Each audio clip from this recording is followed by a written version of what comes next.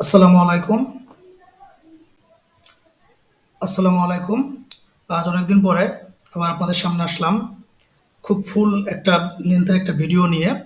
প্রথমে বলি যে বুলবিডি হচ্ছে স্টক নয়ের একটা বিকল্প অ্যাপস বলা যায় বা বিকল্প সফটওয়্যার বলা যায়। আমরা অনেকে স্টক নয়ে এটা স্টক অ্যানালাইসিস করি, দেখা যায় কি স্টক নয়তো অনেক সময় ডিস্টার্ব দেয় সার্ভার প্রবলেমের কারণে। আপনার বুলবিডি ইউজ করতে পারেন। আজকে আমার টোটালি ভিডিওটা থাকবে বুলবিডি নিয়ে। আর বুলবিডি.কম হচ্ছে মূল ঠিকানা, অথবা বুলবিডি নামে অ্যাপসও পেয়ে যাবেন আপনারা আপনাদের প্লে স্টোরে। আচ্ছা, প্রথমে দেখি আজকে যেটা হয়েছে মার্কেটে। মার্কেট ওপেন হয়েছিল 5,564 পয়েন্ট থেকে, পরে 5,605 পয়েন্ট পর্যন্ত উঠেছিল। এর মাঝে একবার 5,540 পর্যন্ত নেমেছিল। এটা কিন্তু মার্কেটের জন্য একটা ভালো সাইন। যদি কখনো এরকম মার্কেট নেমে যায়, নেমে আবার উপরে ওঠে, এটা কিন্তু মার্কেটের জন্য ভালো, অর্থাৎ প্রফিট টেক হয়ে আবার কেনার সুযোগ দিচ্ছে মার্কেট। আচ্ছা, এবার আমরা টপ গেইনার দেখব। টপ গেইনার সেক্টর আছে ফার্মাসিউটিক্যাল অ্যান্ড কেমিক্যাল, আর হচ্ছে তারপর আছে টেক্সটাইল, তারপর ইঞ্জিনিয়ারিং। আমি তা গত কয়েকদিন ধরে দেখতেছি pharmaceutical and chemical market leader. আচ্ছা, টপ সেক্টরের ভিতরে আছে ইঞ্জিনিয়ারিং আছে, ফার্মা ভ্যালুর দিক থেকে pharmaceutical and chemical and textile, এই তিনটাই আর কি বলা যায়। আচ্ছা, আজকে সালভো কেমিক্যাল, কেটিএল, বিসাসারি আছে। বিসাসারি কিন্তু সালভো কেমিক্যাল, এই দুইটা স্টক কিন্তু খুবই আপ ট্রেন্ডে আছে। এ, এবং বলা যায় বিসাসারি ব্রেক ফ্রি করছে, ব্রেকআউট ফ্রি, এবং এটা তো ইনশাল্লাহ আরো দূরও যেতে পারে। বলা যাবে না কত দূর যাবে, কারণ ব্রেকআউট হওয়ার পরে যে কোনো স্টক যত দূর যেতে পারে বা ওখানে নামতেও পারে। অ্যাকচুয়াল তো বলা সম্ভব না কত কত যেতে পারে, কিন্তু ব্রেকআউট হলে যেটা হয় একটা শেয়ার অনেক দূরই অনেক সময় যায়। আচ্ছা, এইবার আমরা একটু নিচের দিকে আসবো। দেখেন নিচের দিকে কিন্তু এই যে এখানে একটা আছে যে কোন কোন শেয়ার আজকে আপার হোল্টেড হয়েছে সেটা দেখা যায় এখান থেকে। আচ্ছা, কোন কোন শেয়ার লোয়ার হোল্টেড হয়েছে এটাও এখান থেকে দেখা যায়। আচ্ছা, আমরা একটু আরেকটু নিচে আসি।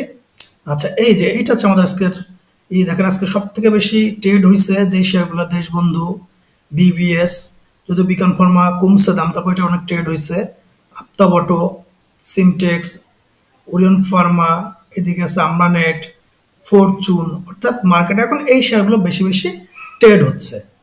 আচ্ছা, এরপরে আমরা আজকে ডিএসসিএক্সটা দেখবো। ডিএসসিএক্স আমরা জানি 6,464 পয়েন্ট থেকে নামতে নামতে কত 6 মাস ধরে অনেক নামছে। সেটা নামতে নামতে কোন পর্যন্ত নামছিল, 5,000 পয়েন্ট পর্যন্ত নামছিল, 5,069। সেখান থেকে আবার উঠতেছে। এখন মার্কেটের আপকামিং রেজিস্ট্যান্স হচ্ছে 5,771, তারপর হচ্ছে 5,984। এই দুটো হচ্ছে আপকামিং রেজিস্ট্যান্ট। আর 6,400 পয়েন্ট এটা কতদিনে যাবে বা কবে যাবে এটা তো অ্যাকচুয়ালি বলা সম্ভব না, এটা সময় নিতে পারে। আচ্ছা, এরপরে আমরা যে স্টকটা নিয়ে কথা বলবো সেটা হচ্ছে ফরচুন।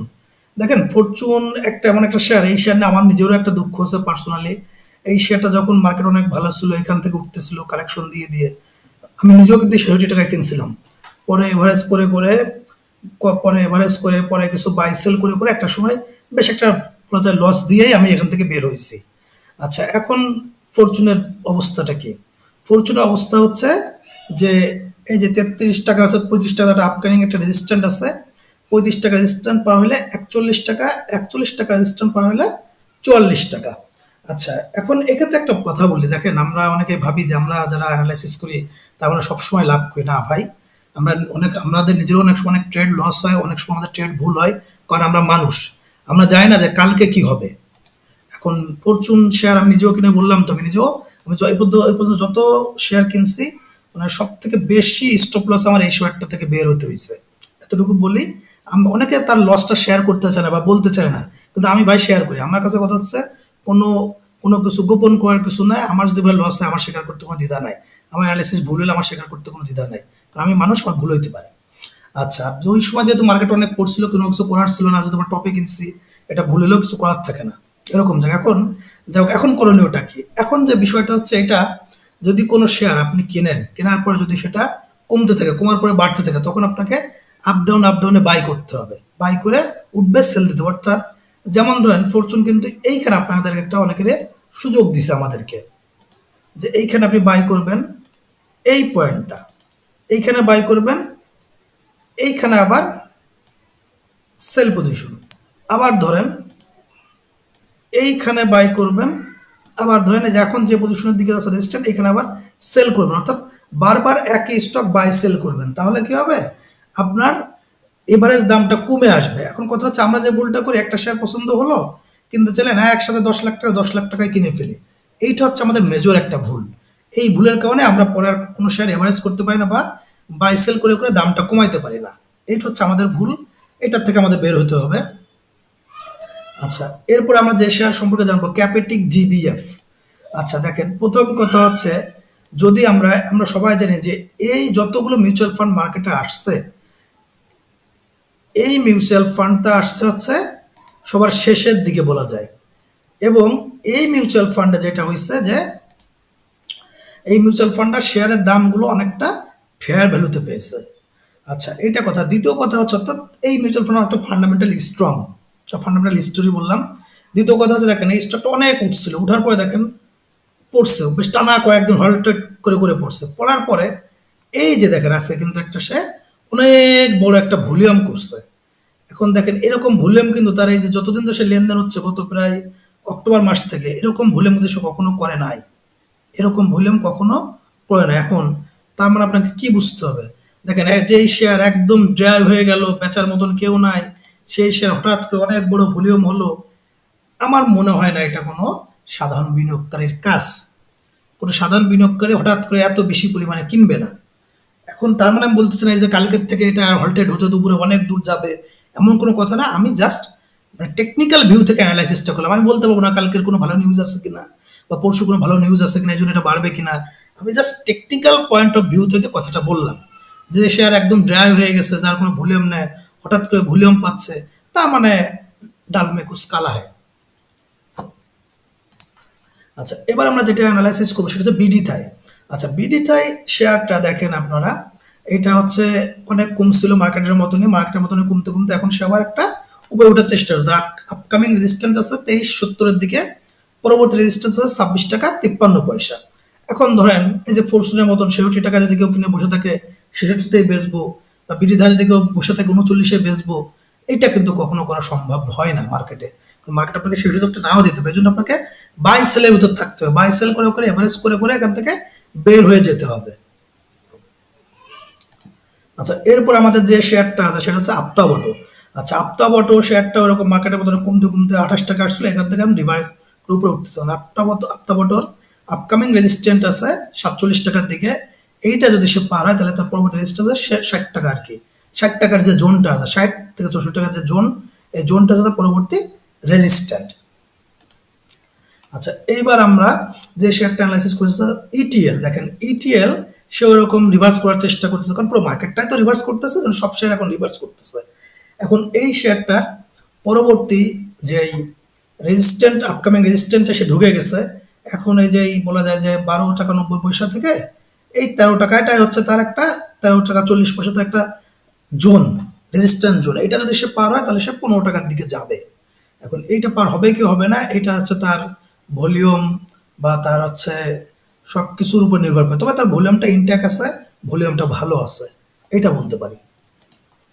আচ্ছা, এরপর আমরা যে শেয়ারটা নিয়ে কথা বলবো এসপি সিরামিক।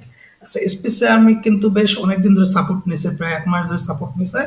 সাপোর্ট নিয়ে স্টকটা কিন্তু 32 টাকা থেকে আবার উপরে উঠতেছে, এখন বর্তমানে 38 টাকা আছে। তার পরবর্তী রেজিস্ট্যান্ট জোনটা আছে 43 থেকে 45 টাকার ভিতরে, এই 43-40 টাকা থেকে 45 টাকার ভিতরে। এখন এই রেজিস্ট্যান্ট জোনে যেতে গেলে তার ভলিউমটা মোটামুটি ভালো আছে, অর্থাৎ সে এখন রেজিস্ট্যান্ট জোনের দিকে আগায় যাচ্ছে বলা যায়। আচ্ছা, এরপরে আমরা যে স্টক নিয়ে কথা বলবো সেটা হচ্ছে বিবিএস। আচ্ছা, বিবিএস শেয়ারটা সেটাও রিভার্স করে উপর দিকে যাচ্ছে, তার পরবর্তী রেজিস্ট্যান্স আছে 1750 থেকে শুরু করে এই বলা যায় 1790 বা 18 টাকায় ধরেন আপনি, যদি আমি 1764-তে করে রাখছি,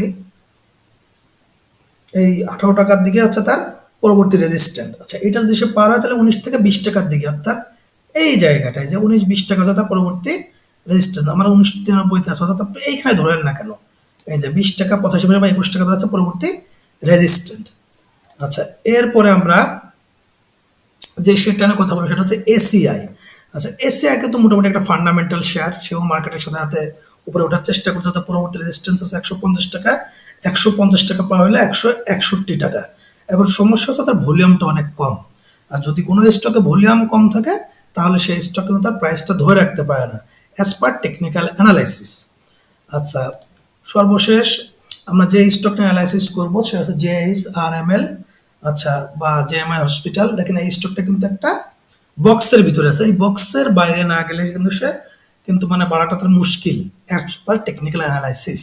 কারণ যে স্টক একটা নির্দিষ্ট রেঞ্জের ভিতরে যখন সে বাই সেল হয় সে এটা উপরে যাবে, আর না হলে সে এটার নিচে যাবে, যে কোনো একটা তার ব্রেকআউট ঘটবে। আর যেদিকে ব্রেকআউট ঘটবে সেদিকে সে, যদি উপরে ব্রেকআউট হয় তাহলে সে উপরে যাবে, নিচে ব্রেকআউট হলে সে নিচে যাবে। এটা হচ্ছে টেকনিক্যাল অ্যানালাইসিসের পার্ট আর কি।